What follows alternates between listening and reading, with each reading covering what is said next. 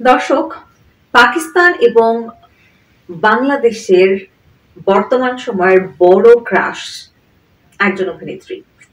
অবশ্যই আপনারা এতক্ষণ ধরে ফেলেছেন, হানিয়া আমির।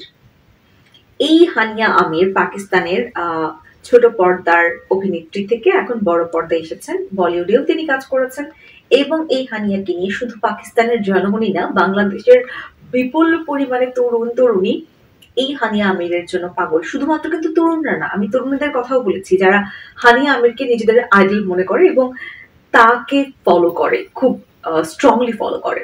তাদের জন্য একটি খুবই সুসংবাদ আছে, সেটি হচ্ছে হানিয়া আমির বাংলাদেশে আসছেন, ঢাকায় আসছেন। একটু বিস্তারিত জানানোর চেষ্টা করছি। ঢাকায় আসছেন পাকিস্তানি অভিনেত্রী হানিয়া আমির। সংবাদ বিজ্ঞপ্তিতে সানসিল্ক বাংলাদেশ জানিয়েছে তাদের আমন্ত্রণে প্রথমবারের মতো ঢাকায় আসবেন এই তারকা। কবে আসবেন তা শিগগিরই ঘোষণা করা হবে বলে জানিয়েছে প্রতিষ্ঠানটি। পাকিস্তানের গণ্ডি পেরিয়ে বাংলাদেশি দর্শকদের মধ্যেও আলাদা পরিচিতি রয়েছে হানিয়ার।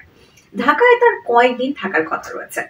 2016 সালে জান্নাত চলচ্চিত্রের মাধ্যমে বড় পর্দায় অভিষেক ঘটে হানিয়ার। এক দশকের ক্যারিয়ারে মেরে হামসফর, ফেরি টেল, দিলরুবা, আনা কভি মে কভি তুমের মতো ধারাবাহিকে অভিনয় করে খ্যাতি পেয়েছেন তিনি। সরদারজি 3 সিনেমা দিয়ে বলিউডে অভিষেক ঘটেছে হানিয়ার। ছবিটি পাকিস্তানে সাফল্য পেয়েছে। রোমান্টিক থেকে কমেডি, গ্ল্যামারাস থেকে চরিত্রাভিনয়, সব ধরনের চরিত্রে প্রশংসা কুড়িয়েছেন তিনি। সংবাদ বিজ্ঞপ্তিতে সানসিল্ক বাংলাদেশ জানিয়েছে দীর্ঘদিন ধরে পাকিস্তানের সানসিল্কের ব্র্যান্ড অ্যাম্বাসেডর হিসেবে কাজ করছেন হানিয়া আমির। সেই সূত্রে ব্র্যান্ড অ্যাম্বাসেডর হিসেবে বাংলাদেশে আসছেন তিনি। দারুণ একটি সুখবর পেলেন দর্শকরা, আপনারা যারা হানিয়া আমিরের ফ্যান ফলোয়ার রয়েছেন তারা। কেমন লাগছে, তার সাথে দেখা করার কতটুকু আগ্রহ নিয়ে আপনারা আছেন, অবশ্যই কমেন্ট করে জানাবেন।